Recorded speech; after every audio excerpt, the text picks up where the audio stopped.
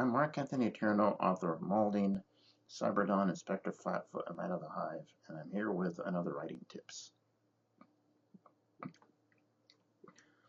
Today I thought I'd cover world building. if you're doing fantasy or science fiction, everything takes place on a given world, and in a lot of cases, especially in fantasy, it may not necessarily be Earth, some other completely different world, and it's up to the author to create a world that's complete enough for a story and convincing enough of, of for for the reader. Because the more real the world seems that it takes place, then the more real that the plot will seem. The more the reader will invest himself in what's happening on a world that very well could be. So, exactly where you start. Where do you start? With a piece of graph paper.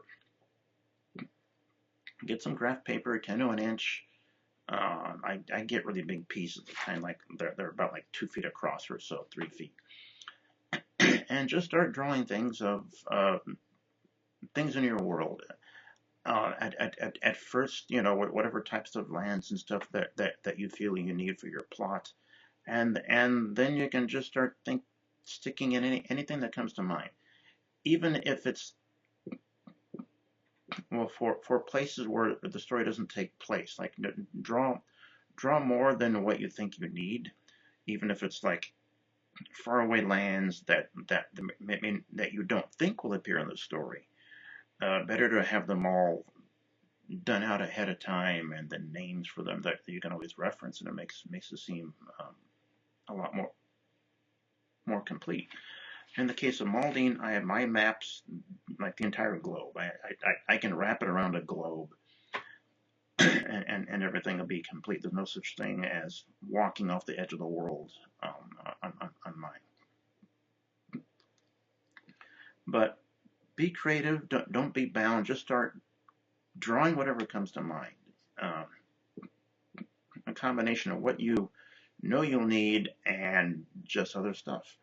As an example, on Malding, I have a place called the Sea of a Thousand Islands. That got inspired from when I was a kid. I'd be watching a commercial for Thousand Island dressing and wonder where these Thousand Islands were that the dressing came from. Fast forward a little bit, and I'm drawing a map and putting in the Sea of a Thousand Islands. And I didn't have anything specific in mind for it at first, but it ended up becoming a fairly significant place for the plot. So you just never know. And then as you draw them in, start naming things. Oh, the oceans, the continents, some major mountain ranges, whatever. Just start giving them names. Um, if you have something in mind on your story for what takes place in a given location and why and everything, then try to keep your names consistent to what you have in mind for that area of the world. Or if you don't have something in mind yet for some faraway continent, build a consistency. Just find some random pattern there that's internally consistent with that other land that you have mapped out. And who knows, maybe at some point in the story that may actually inspire something else for you to write about.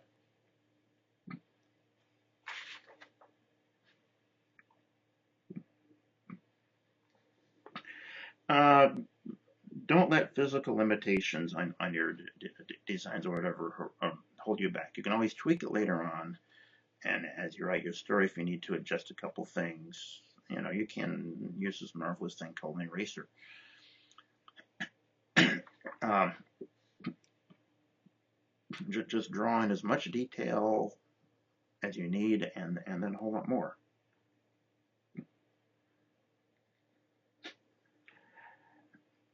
And once you have your map, step 2 is break out a notebook. This is going to be your world book. This is where you jot down whatever notes, background notes for the world, its culture, its history, its races, its people, everything. Just sling it down at random first as it occurs to your mind. Even some things like, hey, this would be a neat idea if I had this in there. You won't have any pattern at first, but after a while you'll have enough detail accumulated that you'll begin to categorize things. My Malding notebook typed up right now is about a 1/4 inch thick, and that's using fairly small print charts and diagrams and all sorts of stuff. So this could be everything from culturally how people dress in one area, how they dress in another, what their habits are, what their science is developed as in certain areas, um, languages. I have my own language and alphabet, and I even have a couple of little geeky things. I have language trees of which language evolved from the water and influence others. Just, and anything that comes to mind. It could inspire maybe just a one-line mention of something, but you have the background there, uh, and it'll feel more complete to anyone reading the story.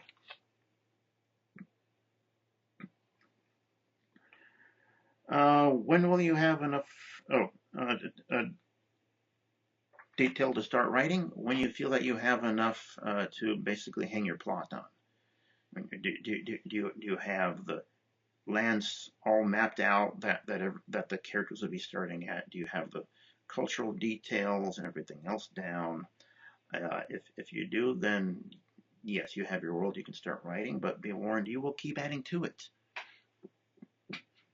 It might be your plot goes in one direction and you need more detail about some land or something, or you've got an idea to add to it as you're writing along the way, like they encounter a random tribe or something, you came up with a whole great idea for um, an entirely new culture, and you just begin jotting down names and everything else.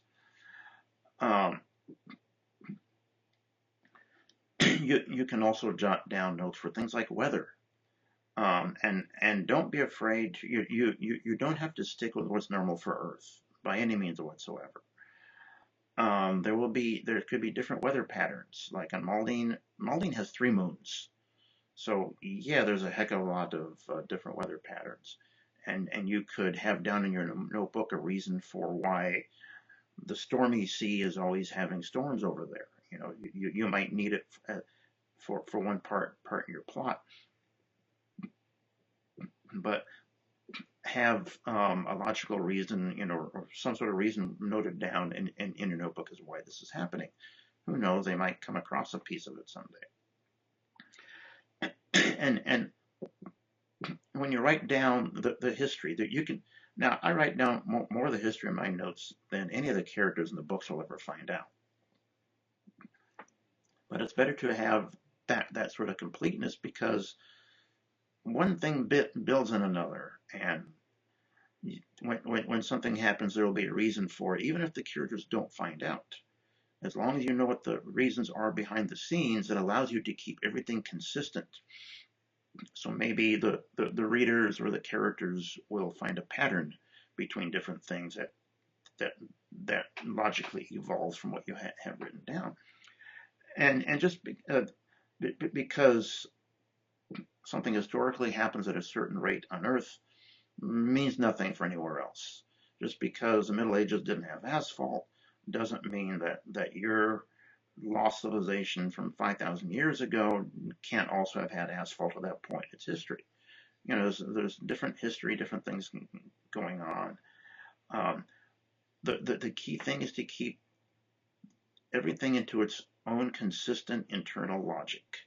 You have to follow nothing else other than that. Keep everything consistent. That's what your notebook is for, so you can reference everything to make sure that you haven't forgotten something, and that it follows its own logic, its own internal consistency. After that, just let it fly.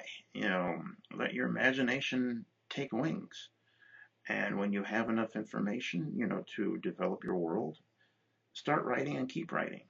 And that notebook will never fill up, because you'll keep adding to it. I found myself adding to numerous times throughout the writing of the Malding series. Always coming up with Every time they found an artifact, I noted it down and the whole history of it and everything else, just every little detail. But yeah, it's not too hard to develop a world. Just imagination, consistency, and a whole lot of note taking. That's it for today's writing tip.